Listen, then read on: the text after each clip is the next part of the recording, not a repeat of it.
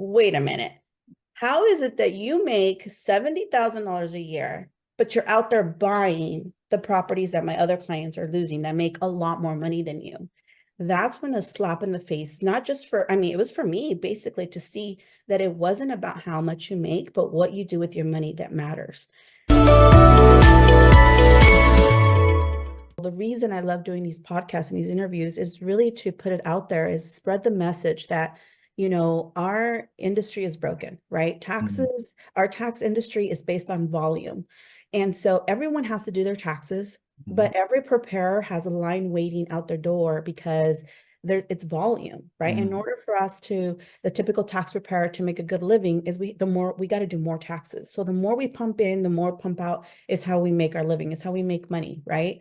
But these people come in and they leave just as they came in, not knowing how much they really made, not knowing how much Uncle Sam really took for them, not knowing where did all their money go, and is there something that they can do to make a difference for the next year?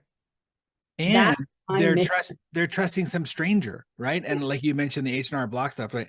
When you have somebody, especially I think what the majority of the population does, where you just hand over your stuff to someone else who really, other than the fact that you're paying them, has no real dog in the fight, right? Has no there's nothing that they're getting out of it other than being paid to make sure they're doing everything right by you. So you are paying the right tax, but the least amount of tax you possibly can. And you really are trusting a stranger.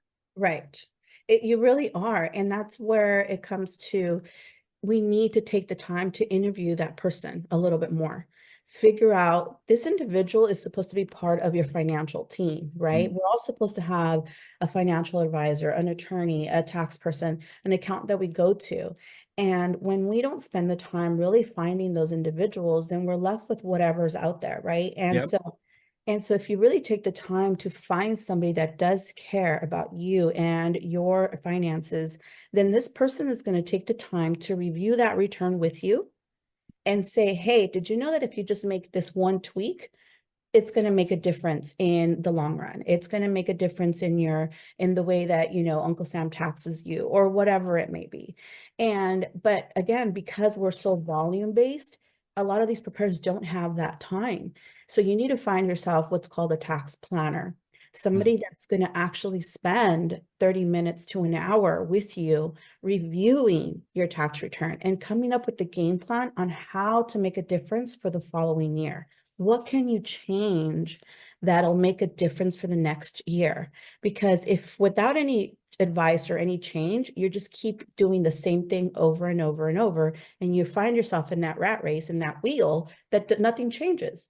Why does nothing change? You make more money, you get a raise, you get a second job, you get a side hustle, but at the end, Uncle Sam's taking more from your pocket because nothing has changed. You're one of the first, you're the second person I've heard talk about, a planner.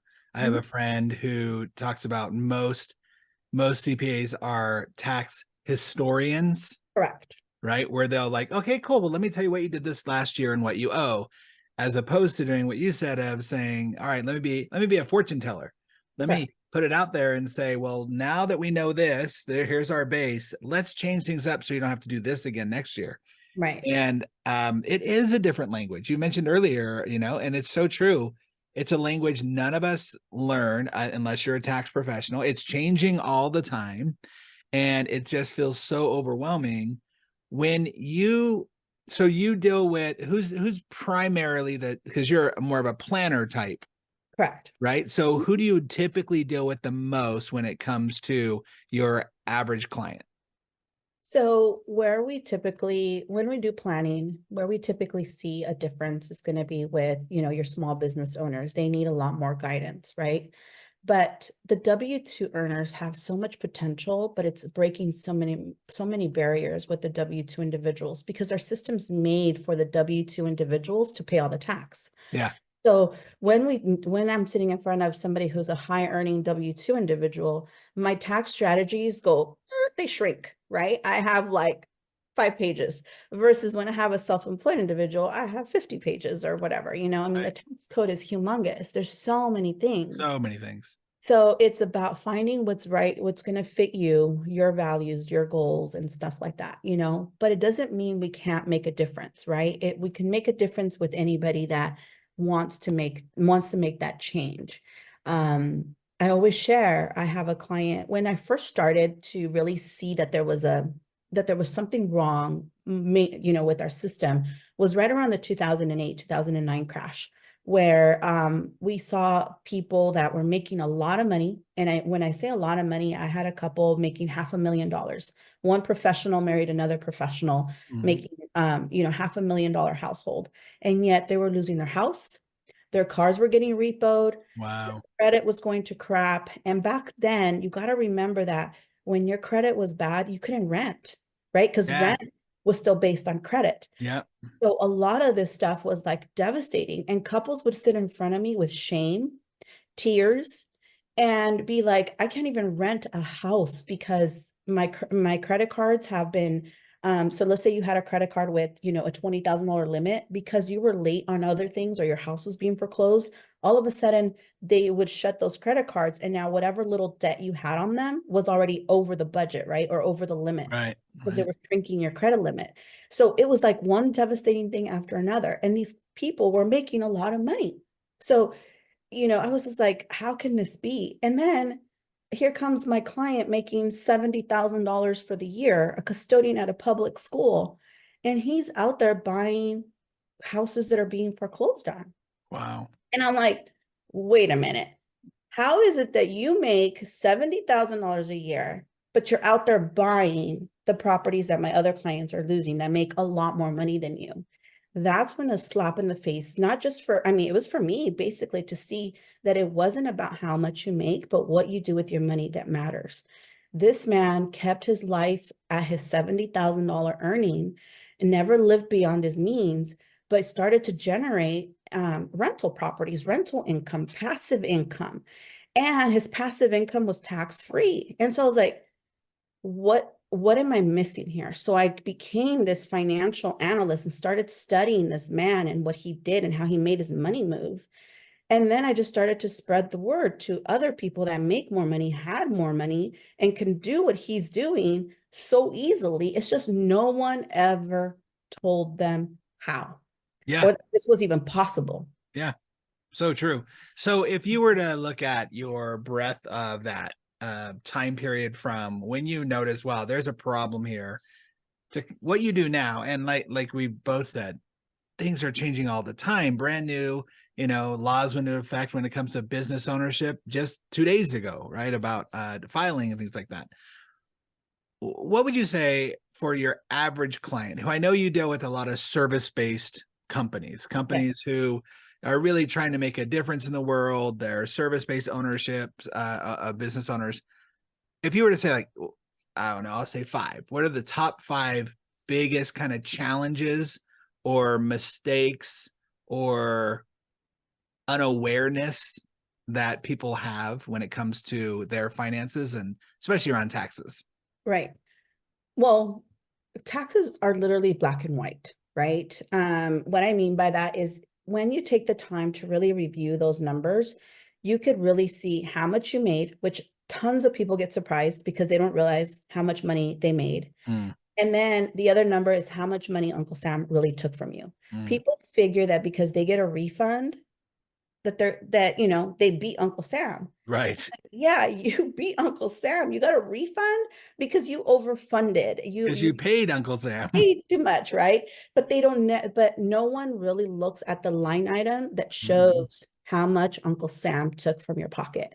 So just starting off there is fuel to begin to encourage yourself to make a difference, to start changing the way you look at your finances. Mm, And the second thing is what you can do, what my W-2 employees have. Yes, I just mentioned that the system is made for them to pay major taxes, but what they have is something called purchasing power. When it comes to like mortgage lending, which I promote a lot of real estate, or going after, a franchise or acquisitions of businesses, their income is so easy to prove because it's on a W-2 form. So they have something called purchasing power. Yeah, they're paying major taxes, but if they learn how to utilize that purchasing power, they would get out of this rat race so much quicker than my self-employed small business owners would. It's You just know, no one talks about it. it's so true. I'm just gonna interrupt you there. I remember I was making pretty good money for the first couple years of my business, probably about a good 6 figures. And yet I was taught to do whatever you can to write off as much as you possibly can. So we were basically building everything through our business, spending it through our business. Yay, we're making money. We've got a nice house and car. My kids are going to school, all that stuff. And then I went to go buy a house. I Mhm. actually think it was only a car. Mhm. And they were like, we can't approve you because you don't make any money. I was like, no, no, no, no. Let me show you. I make all this money. I said, yeah, you make over 6 figures. Great. But you write almost all of it off because you can and you do everything right. But because you don't have a W-2, because you don't have something we can prove, we can't give you any money. And the lady, I remember her saying to me, I've had millionaires come in here, people Yep, making millions of dollars and can't get approved for a car loan.